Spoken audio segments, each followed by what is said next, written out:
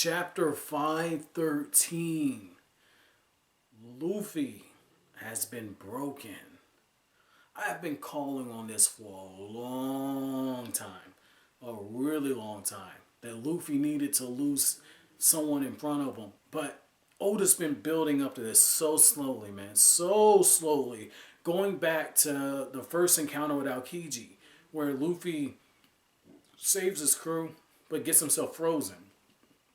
Look, even before that, with the Foxy Pirates, when he's fighting Foxy in the Davy Back fight, and he loses Chopper, and he has to fight for his crew, because in the Davy Back fight, if you lose a crew member. And so, when you look at all that, you look at Annie's lobby, and how he's fighting to save Nico Robin and get one of his crew members back, and then he, excuse me, and then he decides to tell Rob Lucci, he says, if I don't stop you here now, you'll kill my crew. Luffy has understood there's limits to his power, which in itself shows you that he's grown. And 500 chapters into a series, the fact that the main character is still growing, albeit in a very slow way, but he's still growing.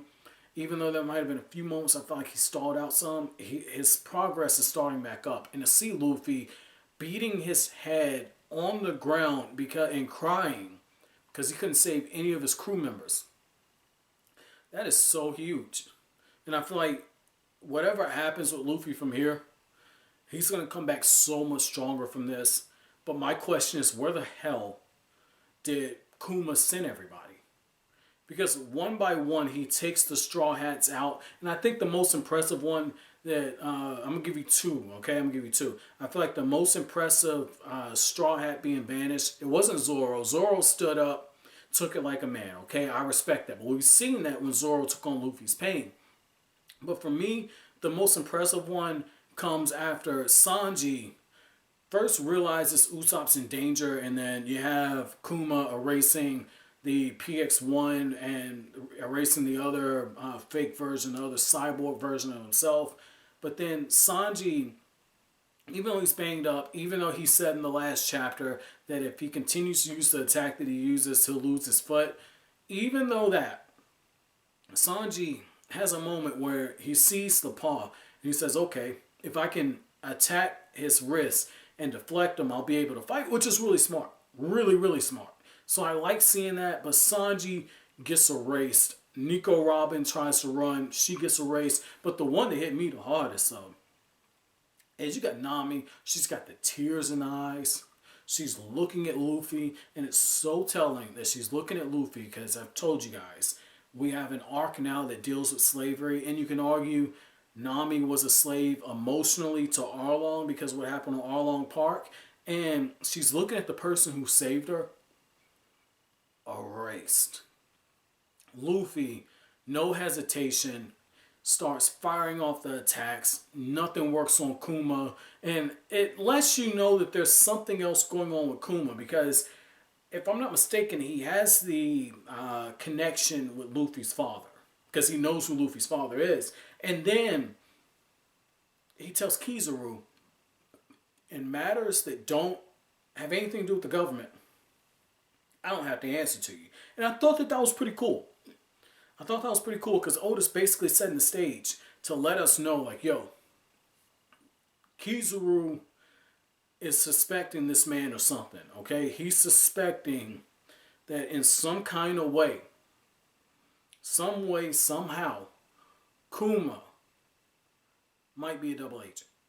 I don't know if that's particularly the case, but the fact that nobody knows how his Devil Fruit power exactly works, and then he's one of the 7 warlords, the fact that all the 7 warlords are supposed to be at Navy headquarters, and yet here he is, and all the Straw Hats have been erased, and yet you ask yourself, well, let's say he rubs them out of existence, right? Let's say that is possible, that all of them are dead, okay? Which I wouldn't be opposed to it if Luffy was the only one who survived it, but if all of them are dead, if that's why Kizaru's there, why not let Kizaru kill him? Or at the very least capture him? Why not? Why would Kuma do it? I mean, there's something else going on here. I don't know what, but I like the fact that Rayleigh basically pulls his dick out and lets Kizaru know, like, man, being on this island for a really long time sure as hell slowed me down. And Kizaru's like, you would think fighting the admiral would be enough, and it just lets you know that Roger's crew, they're a different breed. They're cut from a different cloth. And when they're in their primes, they're probably something else. And it makes you wonder how strong Shanks is, by the way, because Shanks and Buggy, well, Buggy was fucking fodder, but Shanks, we know Shanks is on some next level shit. But Kizaru says, earlier on a couple chapters ago that if they're gonna try and capture him, that capturing Rayleigh would be more of a hassle than anything else, and they have to prepare themselves for it. So it makes me wonder: is Rayleigh in his prime strong enough to take out all the different admirals, all three of them? That's me my chapter question, you guys. Could Prime Rayleigh defeat the three admirals? And also, what did you think about the Straw Hats being defeated in this manner? I think it's perfect. I think Luffy is beginning his descent into hell. If you guys remember my Water 7 and Annie's Lobby reviews, I talked very specifically about how you have the hero's descent into hell and the hero's journey, and then you have the hero's descent into hell where they go through their own period of personal darkness and somebody has to pull them out. Someone has to act as an anchor and then pull them out of the darkness, but they have to make the effort. Luffy is going through that now. But how far is his fall going to be? With Nico Robin, we saw her down to her rawest state. Where does Luffy go? Does Luffy have to face death in this manner? Does he have to lose his crew? Very telling.